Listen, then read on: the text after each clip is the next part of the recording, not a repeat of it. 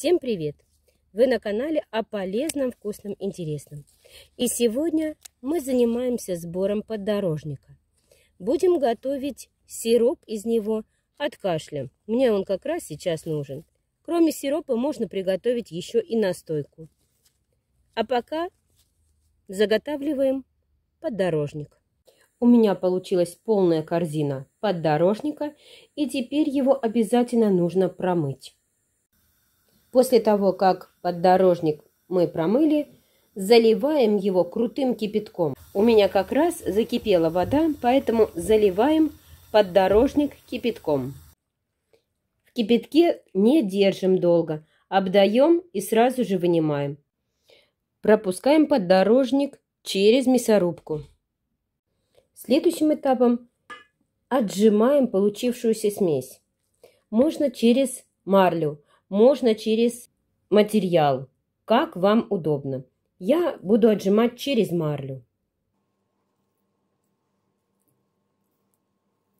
Жмых из поддорожника можно не выкидывать. Если вы живете в частном секторе, то это отличное удобрение для вашего огорода.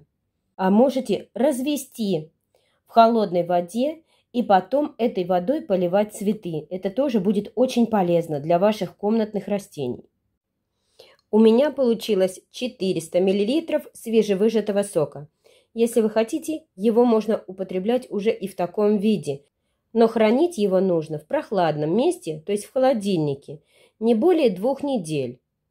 А мы будем делать сироп. На 400 мл сока мне нужно добавить 400 грамм сахара. Ставим сироп на огонь. Добавляем 400 грамм сахара и, помешивая, доводим сироп до кипения. Сироп у меня закипел. Делаем средний огонь, чтобы не поднималась слишком большая пена, и провариваем в течение 20 минут. Пену снимаем. Прошло 20 минут, и сироп я выключила. Теперь наливаю в стерилизованную банку. Вот такой сироп у меня получился. Так как я планирую его использовать в ближайшее время, так как заболела и мне нужно средство от кашля, поэтому я его буду использовать. Я его буду накрывать обыкновенной пластмассовой крышкой и хранить в холодильнике. А теперь немножко о свойствах поддорожника.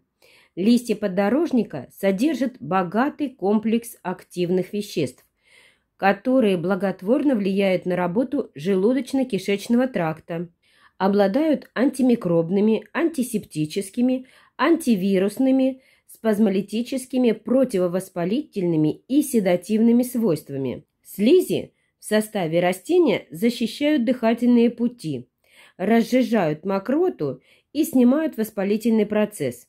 Именно это мне и нужно. Для этих целей я и делала этот сироп. Если вы хотите также заготовить сироп, можно таким способом. Есть другой способ приготовления сиропа без варки, более полезный. Но этот более быстрый способ, поэтому я готовила именно таким способом. Если вы тоже заготавливаете поддорожник, либо какие-то другие растения, оставляйте свои рецепты, рассказы, отзывы в комментариях. Я думаю, мне и другим пользователям будет интересно почитать вашу информацию.